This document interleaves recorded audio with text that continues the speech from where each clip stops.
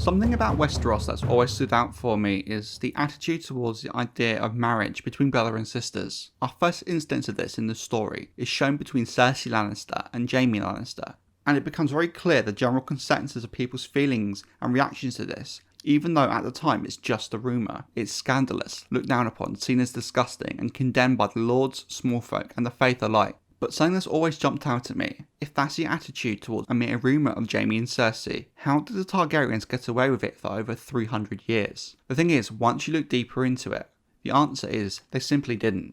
Then things get even more complicated when you factor in the idea of polygamy. From what I can tell, the marriage of siblings in close relations seems to be an old Valyrian custom, which some theorise could be linked to their ability to hatch, ride, and then control dragons. That the whole idea of the blood of the dragon might have some significance. When Aegon conquered the Seven Kingdoms, he married not one, but both of his sisters. In the text, there is no suggestion of the mood of Westeros towards this, as all the sources we have were written by the victors, which meant much of Aegon's conquest and reign was spun in a very positive light. But when we take a step back and look at the bigger picture, after what Aegon had just done to the Seven Kingdoms, and the statement he made at Harrenhal in the Field of Fire, to speak out against Aegon and his sisters would have almost certainly have meant death. Only a madman would have done so. Now, what's interesting about Aegon is the idea he had two wives. Even in Valyria, this would have been seen as uncommon, however not prohibited. In Westeros, before the Andal Invasion, there were cases such as King Gylan II of the Reach, who took multiple wives, but then after the invasion of the Andals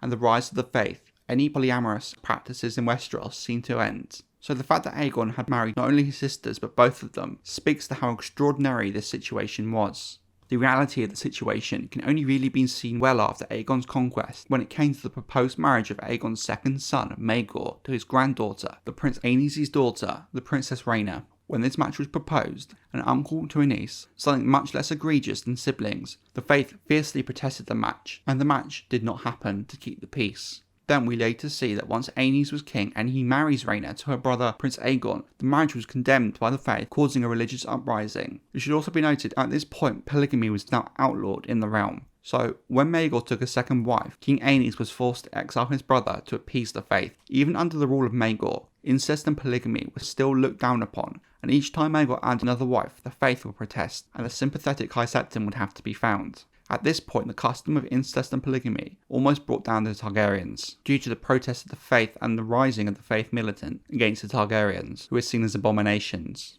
After Maegor and his 6 wives, polygamy was something that never really happened again within the Targaryens.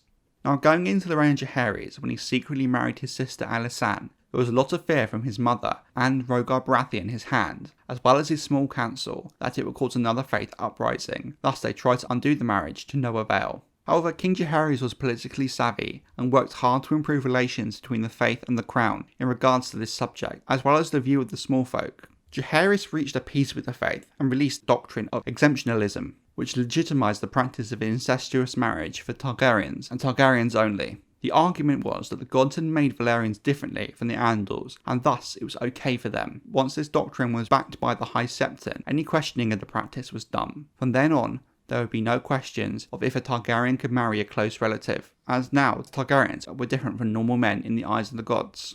So the answer is, when you look at the situations with Maegor and Aenys, Aegon really was the exception to the faith and Westerosi rule because of who he was and how he took the Seven Kingdoms. He took a decree making Targaryens more than normal men that would allow this practice to continue without question. And ultimately, that's why this is an issue for Cersei and Jaime. Simply put, they were not blood of the dragon. On a side note, quick spoiler warning for Season 8, so click off now if you've not watched it yet. The excuse that a Jon and Dany marriage would not have been accepted in the North is very flawed when you take the actual law of the world into account. Jon was in fact blood of the dragon, and close family marriages happened a lot in the North as well as any other kingdom. To me, I just wanted to add that little bit at the end because it was something that particularly annoyed me about Season 8. And trying to stretch things, having to break the law to try and fit the narrative. I just wanted to add that because it was something that particularly annoyed me about Season 8.